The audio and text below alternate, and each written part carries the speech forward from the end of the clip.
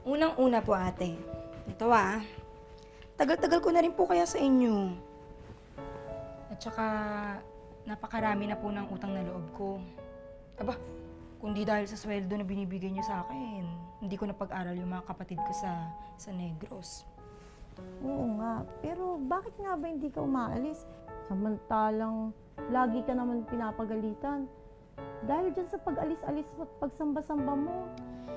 Sasabihin ko sa'yo, pero huwag kang magagalit Nung una, plano ko na talagang malis Pero napag-isip-isip ko, bakit naman ako aalis kung wala naman akong kasalanan?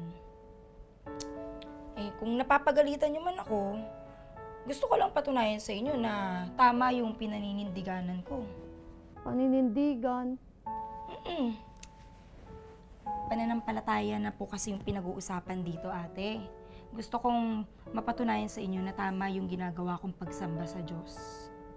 Ibig bang sabihin yan? Tinitiis mo lahat ng pang-iinis ko sa'yo? Kasama na rin po yun. Pero, gaya nga po na sinasabi ko sa inyo, ate, mas importante sa akin ang pagka-iglesia ni Kristo ko. Hanggang ngayon ba? Masama pa rin ang loob mo sa akin? Uy, hindi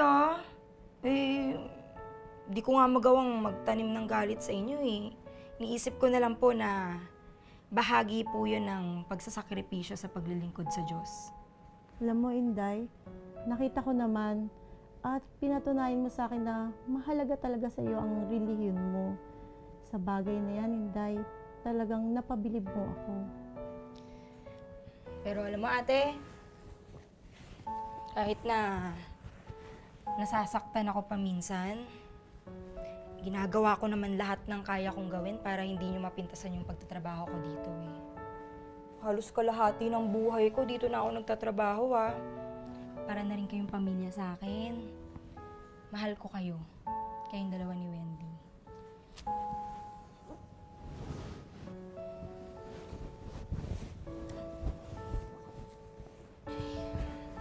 Ilang gabi na nga po ako iyak ng iyak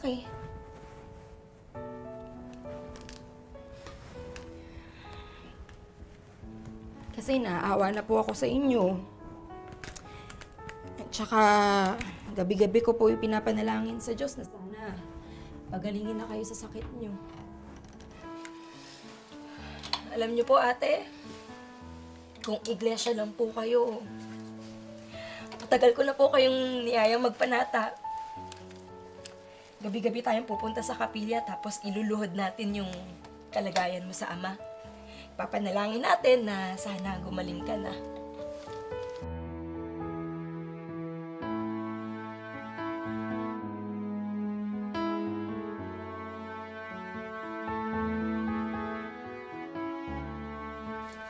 Ate, punta muna ako sa kusina. Babalik na lang po ako. May gusto pa po kayong pagawa o ano.